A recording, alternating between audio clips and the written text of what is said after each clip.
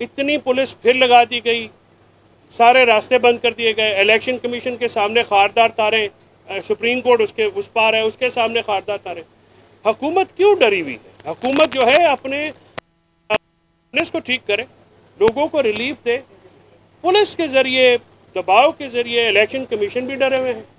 इस तरह से रास्ते बंद कर देना, फोर्सेस लगा देना, ठीक है, आम लोगों का पब्लिक के इदारों तक रसाई जो है मुश्किल कर देना, ये कभी हमने पहले नहीं देखा। एक मुझे लगता है कि अवामी मकबूलियत से अशराफिया का एक तबका जो है, जो कि रेड जोन में रहता है और उसमें हुकूमत वक़्त के जो एहलकारान हैं वो डरे में। ये अवामी इदारे हैं, इस पे इस किस्म की, आप इस साइड से जाइए तो ये रास्ता बंद है।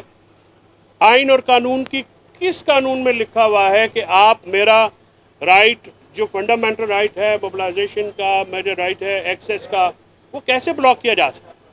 आप इलेक्शन कमीशन में आप सारे रिपोर्टर हजरात आए हैं, खारदार तारें लगी हैं, हमने इलेक्शन कमीशन में नहीं देखा। बंदूक बरदार हर जगह हैं, कभी भी हमने नहीं देखा। इसीलिए इदारों पे अवाम का एतमाद होना, बड़ी सियासी, खासकर इलेक्शन कमीशन पे बड़ी सियासी जमातों का एतमाद होना ही कामयाबी होती है। इस तरह से खौफजदा होके ये मामलात नहीं चल सकते। आपको अपने कंडक्ट से, अपनी कार्रवाइयों से, अपने एक्शन से अवाम का एतमाद हासिल करना है, वो नहीं हो रहा तो आप फोर्सेस लगा रहे हैं। बहरहाल बड़ी मुश्किल से मुझे आज बुधवार 6 तारीख का 7 तारीख का वक्त मिला है।